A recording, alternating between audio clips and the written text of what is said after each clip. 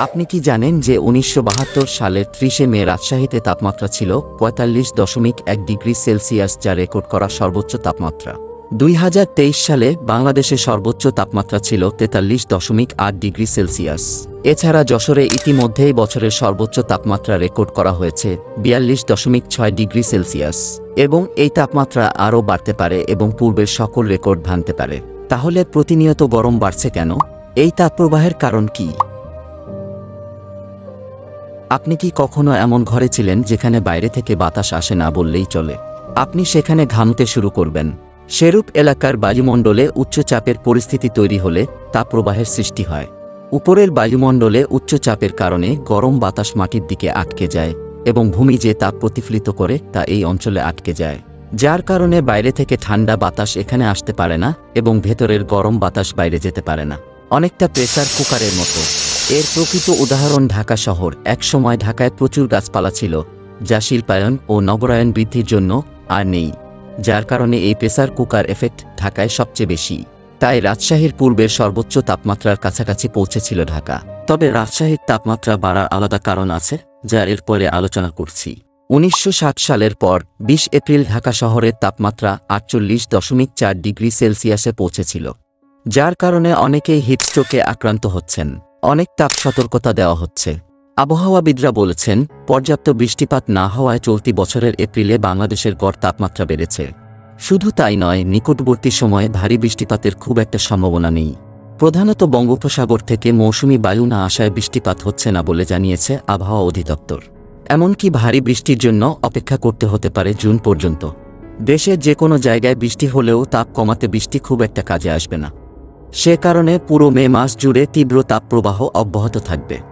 বাংলাদেশ আবহাওয়া অধিদপ্তরের পূর্বাভাসে বলা হয়েছে, বাংলাদেশের উত্তর পশ্চিমাঞ্চলীয় জেলাগুলোতে উচ্চ তাপমাত্রা বিরাজ করছে। ভারতের পশ্চিমবঙ্গ, বিহার, উত্তরপ্রদেশ রাজ্যগুলি বাংলাদেশের ওই অঞ্চলের দিকে অবস্থিত। বছরের এই সময়ে ভারতের এই প্রদেশগুলির তাপমাত্রা থাকে ৪২ থেকে ৪৮ ডিগ্রি সেলসিয়াস।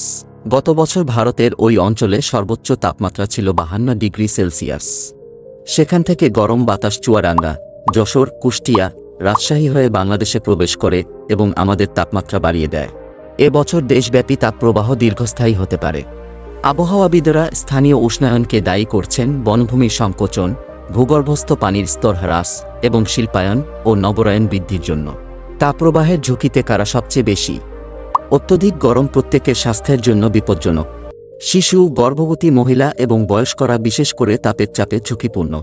অত্যধিক তাপ শিশুদের জন্য প্রাপ্তবয়স্কদের চেয়ে বেশি বিপজ্জনক হতে পারে এবং শিশুদের ডিহাইড্রেশন বিপজ্জনক বা এমনকি মারাত্মক হতে পারে।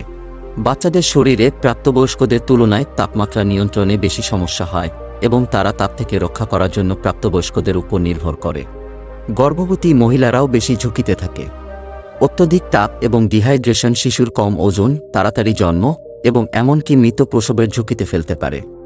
গর্ভবতী মহিলারা নিজেরাই নেতিবাচকভাবে প্রভাবিত হতে পারে এবং তাড়াতাড়ি প্রসবের দিকে যেতে পারে, সেই সাথে গর্ভকালীন ডায়াবেটিস এবং উচ্চ রক্তচাপ হতে পারে। তো তাপপ্রবাহ কমাতে আমরা কি করতে পারি? একটাই উপায়,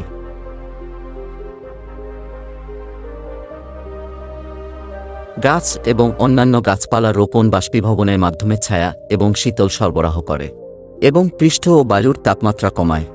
গাছ এবং গাছপালা যা সরাসরি আপনার বাড়িতে ছায়া দেয়, শীতাতপ নিয়ন্ত্রকের প্রয়োজনীয়তা হ্রাস করতে পারে, আপনার বাড়িকে আরও আরামদায়ক করে তোলে এবং আপনার বিদ্যুৎ বিল কমাতে পারে। যারা এখনও ভিডিওটিতে আছেন তাদের অবশ্যই ভিডিওটি ভালো লেগেছে, তাই ভিডিওটি শেয়ার করুন আপনার কাছের মানুষের কাছে, যাতে অন্তত একটি গাছ সবাই লাগায়। ভিডিওটি ভালো লাগলে লাইক দিন এবং ফলো ও সাবস্ক্রাইব করুন। আজকের মতো এই পর্যন্ত। দেখা হবে পরের ভিডিওটিতে। শুভ বিদায়।